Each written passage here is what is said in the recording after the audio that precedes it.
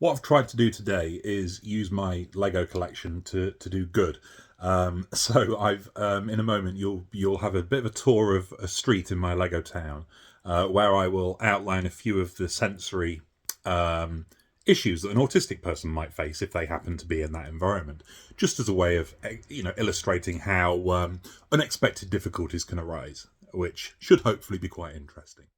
So let's start in the middle of town here, where there's various things going on that might be a bit of a sensory nightmare for any autistic person that happened to be living in this environment. So let's focus first of all on the person on the phone. Now, I don't know why he's got Tony Stark's face, or indeed why he's halfway in a hole in the ground, but we'll ignore that. The fact is, he's on the phone.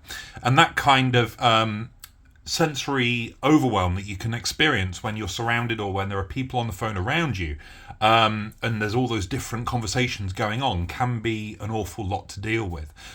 In this situation, for example, if we were to assume that this lady here in the blue top was autistic, she may very well be struggling with the guy on the phone, the two builders behind her talking over a cup of coffee, and all the various other sounds that are in that locality. So the dog might be barking, the fountain might be, plinky plonking, making a lot of noise. Goodness knows what Spider Pig will be doing. But the fact is, there will be a lot of different sounds there, all going off together. And one thing that I notice about my sound sensitivity is that I can't filter out these conversations. So if there are multiple people talking, I'll find myself kind of fading in and out to different conversations, hearing snippets of this one, then that one, then this one over here, which can be tremendously disorientating and obviously overwhelming as well. So that sound aspect is something that's gonna obviously crop up an awful lot. If we go down the street a little bit, there's a truck here. Now imagine if that truck's engine was idling. What we might find then is that sensory experience is made even worse by the fact there is this kind of constant rumbling noise underneath everything else. By this point, I think I would be struggling to cope, and I would need to go and try and find somewhere quiet. So let's imagine that we do that. Let's imagine that we try to find safety and quiet in the coffee shop itself. Now that might seem like a good idea, but then it might not. So what kind of issues could beset us in here? Well, we've got all the usual sensory sensitivities going on. Don't assume that a pleasant smell of coffee and cake and that kind of thing is universally delightful. There are plenty of autistic people who won't be able to stand the smell of coffee, for whom it will give them nausea or migraines or goodness knows what else. And the sounds don't stop in a place like this. I've often talked about being distracted by the sound of the coffee machine itself, because it's kind of constantly noisy in one way or another, different sounds going on. But on top of that, of course, it might be very warm in there, might be quite humid because of all the steam. And something that's often forgotten about when it comes to tactile sensitivity is temperature and humidity. You know, these things really have a massive impact on an autistic person's day. So yeah, we can't assume that, in the safe confines of a nice little coffee shop like this one, that everything is going to be all right. So what else could be causing a few sensory or otherwise problems in this environment? Well, going down the street a little bit, we find, we'll ignore the horse. Let's just pretend the horse isn't there for the time being.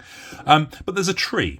Now, this you might not be expecting there to be any problem with that, but an interesting thing that a lot of autistic people have told me about in the past is to do with light sensitivity, and it's the effect of light flickering through leaves.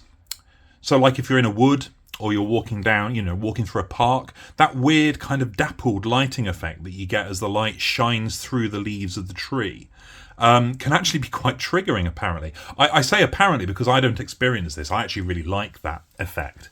But I've certainly come across it enough to know that it must be a really significant problem. And to stay on the theme of lights, we've got a few lampposts down here. Now that's all well and good, but what if one of them is flickering? Especially in the evening or at night, of course. Then you've got that added visual information that just isn't required, that we just don't want, of this constant kind of flickering strobe effect, which can be tremendously unpleasant to have to deal with. So as we continue to walk down the street, here we have a car coming out of the garage, this green one here. I've added this in because like sudden shocks, sudden movements, sudden surprises can be a real problem. Because autistic people are monotropic, it might be that our attention will be totally fixated on something else.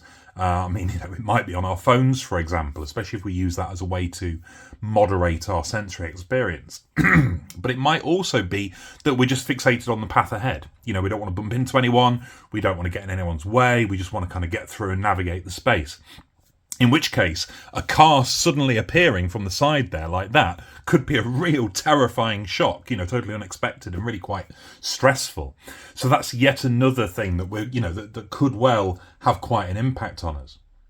But what about smell? Well, I've already talked about the smell of the coffee shop. And over here in the town, there's a bakery and a flower shop as well.